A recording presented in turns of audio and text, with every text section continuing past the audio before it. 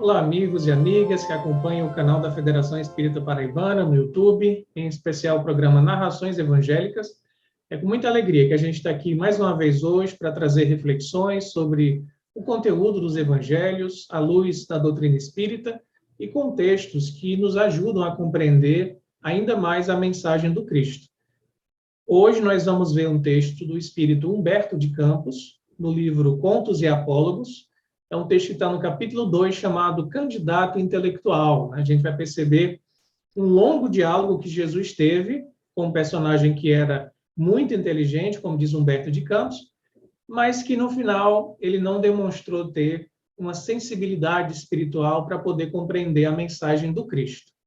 E de início, a gente sempre lê um trechinho do Evangelho de Lucas, que serve como roteiro histórico das nossas narrações, e dessa vez está lá no capítulo 4, versículos 14 e 15, quando Lucas vai falar do momento que Jesus vai para a sua região natal, que é a Galileia. Então, Lucas escreveu assim: Jesus, em poder do Espírito, retornou à Galileia, e a notícia a respeito dele se espalhou por toda a circunvizinhança. Ele ensinava na sinagoga dele, sendo glorificado por todos. Então, esse trecho que a gente acabou de ler do Evangelho de Lucas é, na verdade, o que está no final do texto de Humberto de Campos. E por que é importante trazer esse texto do retorno dele para a Galileia? Para a gente entender que logo após Jesus ter sido mergulhado no Rio Jordão, né, por João Batista, por ter aquela missão de precursor, Jesus conversou com alguns doutores da lei na região da Judéia, conheceu personagens assim muito inteligentes, e o clima lá, do ponto de vista espiritual, era um clima árido, né? Esses doutores da lei se preocupavam muito mais com a forma, com as ideias, com os conceitos, do que propriamente com o sentimento. Então, a região da Judéia representa aqui, em toda a vida do Cristo, aquela região que congregava o grande intelecto desenvolvido do povo de Jerusalém. E a região da Galileia, como o texto de Lucas vai dizer, que é a região natal de Jesus, simboliza o contrário disso. Simboliza a simplicidade dos corações, a sensibilidade daqueles homens que trabalhavam junto à natureza e que buscavam uma vida digna, simples, servindo ao Criador.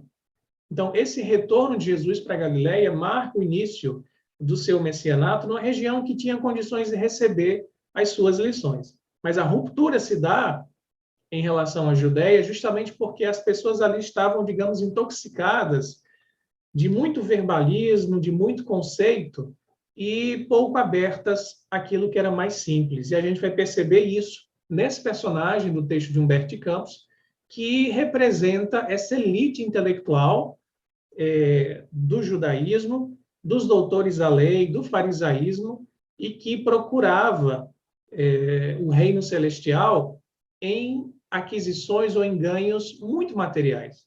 Havia uma expectativa messiânica de que o libertador, o grande Messias, seria um líder muito sagaz na inteligência e também poderoso do ponto de vista material.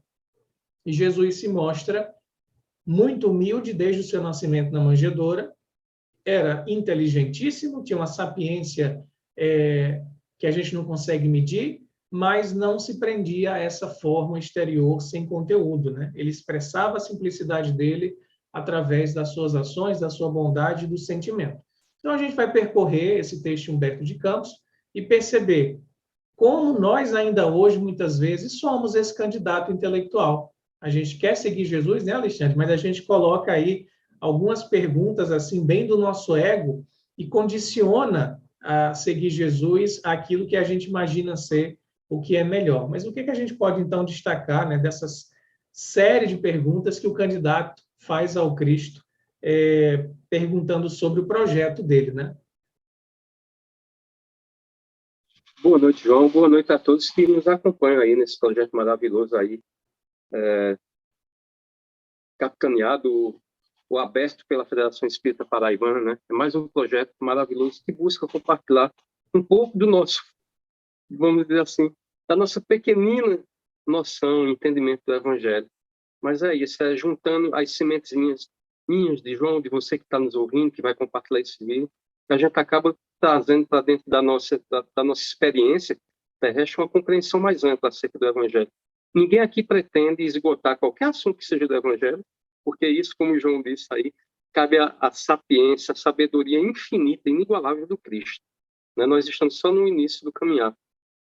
Quando João leu a passagem aí do Lucas, né, é curioso porque em Lucas, o capítulo anterior, trata do período de tentação no deserto, né, que o Cristo passa 40 dias, 40 noites.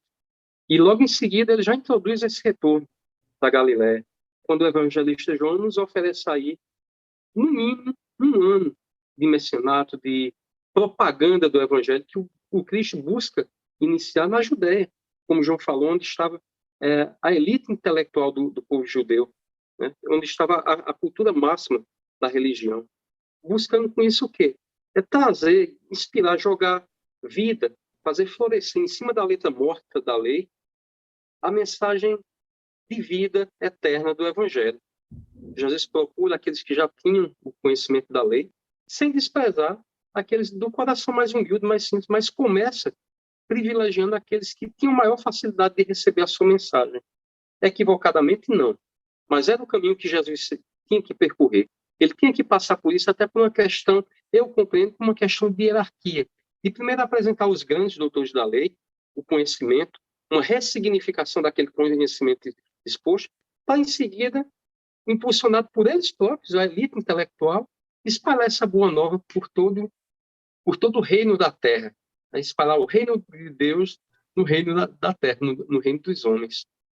E aí, gente, eu gosto de pensar, essa leitura que está lá no livro Contos e Apólogos, capítulo 2, intitulado Candidato Intelectual, me fez refletir muito, porque essa Jerusalém também, esse centro maior, centro primeiro do conhecimento, está aqui na minha razão, está na razão de João, é o conhecimento que a gente já detém dessa letra da lei, é a letra da lei que nós já detemos. Eu me identifiquei muito com esse candidato intelectual, é também uma autocrítica como espírita, porque a gente usa do conhecimento espírita muitas vezes, né, para fazer uma água, juntar numa água, numa praça de debates aí acerca de exegese, de conhecimento espírita, doutrinário, filosófico, religioso. Então a gente, na verdade, reproduz aquele momento primeiro que Jesus vem nos brindar com sua presença na Terra, e aí a gente está preocupado com essas questões. Olha, no nosso texto aqui do candidato intelectual, o jovem, né, é elogiado, né, pela leitura, pela escrita do Humberto de Campos, diz que ele se caracterizava pela profunda capacidade intelectual. Nem todos nós temos essa profunda capacidade intelectual, mas naquele que a gente já detém de conhecimento, a gente costuma, né, se exaltar nesse pouco conhecimento aí. É o orgulho, é a vaidade, que acaba tomando mais espaço do que essa mensagem que o mestre vem nos entregar. Então, eu me identifico com isso. Em alguns momentos, a gente se envaidece desse conhecimento, né, e acaba bloqueando um pouquinho da verdade, da letra da lei que é viva, que tem perfume, que tem colorido. E aí esse jovem intelectual, no nosso entendimento aqui, o mestre o recebe, mas ele começa a criar, João, bengalas materiais, institucionais, rotinas, exigências, para que ele possa se sentir seguro, né, para adentrar nesse novo reino que o mestre vem propor. Ele pergunta, por exemplo, ele diz aqui, Humberto, o candidato inteligente, fixando no Senhor os olhos arguciosos, indagou: a que escola filosófica obedeceremos? E o mestre responde: as escolas do céu. Respondeu complacente o divino amigo. O jovem continua a interpelar o mestre: quem nos presidirá a organização? Em que bases aceitaremos a dominação política dos romanos? Na hipótese de sermos perseguidos pelo Sinédrio em nossas atividades, como proceder? E o jovem dispara questões que são prontamente, gentilmente, docilmente respondidas pelo mestre, né? Para que o jovem vá percebendo que o reino de Deus é independente dessas circunstâncias que a gente cria para tomar parte nele, nesse reino que o mestre vem nos convidar a vivenciar. Então, esse jovem muito inteligente, essa capacidade cognitiva e intelectiva que nós temos de ler e de, vamos dizer, eu não vou dizer compreender, mas de entender a lei, porque a compreensão me parece ser uma coisa mais profunda. Pronto, de ler com sabedoria a letra da lei. A gente é bloqueado por essa vaidade, por essas necessidades aí. Olha, eu vou para o centro espírita hoje, mas quem será o palestrante? É Divaldo Franco, é Rossandro Klinger, é Frederico de Menezes? Quem vai estar lá para me receber? Como é que vai estar o ambiente no centro espírita hoje? Hoje é dia de evangelização, hoje é dia de servir um sopão, hoje é dia de um trabalho social. Então, a gente, na verdade, nos dias de hoje, modernamente, a gente pode dizer assim, a gente está repetindo o que esse candidato intelectual, de altíssimo intelecto, repetiu com Jesus lá atrás, fez com Jesus lá atrás. Eu vou para a casa espírita, não, eu vou para a Igreja Verbo Divino, eu vou para a Igreja Católica, mas a gente está condicionando, impondo a nossa presença, né, as circunstâncias que não dizem respeito a esse plano divino que o Mestre vem nos oferecer. Então, João, eu acho que esse jovem, na verdade, principalmente para nós espíritas, quando a gente, por exemplo, não vou hoje poder participar do NEP. Ah, por que você não vai?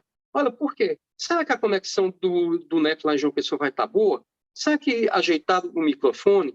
Mas o som estava tão ruim a semana passada, já consertaram isso? Não, gente, a gente vai em busca do Evangelho. Não importa quem esteja lá como facilitador, sabe? Porque o que realmente importa é o caráter divino dessa mensagem, como Champlin vai dizer que esses 2 primeiros versículos do capítulo 4, 14 e 15 de Lucas, né, eles entregam o verdadeiro caráter do messianato de Jesus, que é impulsionado pelo Espírito Santo, impulsionado por esse hálito divino de Deus, nosso Pai Criador, né, que dá toda uma aura de vida nova para aqueles que têm ouvidos de ouvir, olhos de ver, e boca para falar também da renovação, dar o seu testemunho e dizer, olha, eu abro mão em nome dessa nova vida, desse evangelho, mas esse rapaz que me representa em parte, né, não estou aqui querendo me diminuir não, gente. Eu só estou dizendo que eu aprendi, inclusive, com o NEP, João. Eu agradeço muito a existência do NEP, porque quando a gente está estudando uma passagem, eu escolho vestir cada uma das roupagens das personagens que a gente vê. Eu sou o soldado romano, eu também sou Maria Madalena, eu também sou Maria, mãe de Jesus. Eu ainda não consegui ser Jesus, mas eu consigo ser Pedro. Tá certo? Então, eu visto assim, a roupa de cada um dessas personagens para poder me identificar com alguns deles. Não só o lado negativo, o lado das sombras, mas também o lado da sabedoria, o lado da luz, o lado da compreensão maior de algum problema que eu já tenho vivenciado ou alguém mais próximo de mim. Enfim, João, eu falo muito, né? Mas você quer complementar aí com alguma coisa? Ah, muito bom, Alexandre. Você fazer essa atualização do texto, né, para o nosso momento de hoje, né?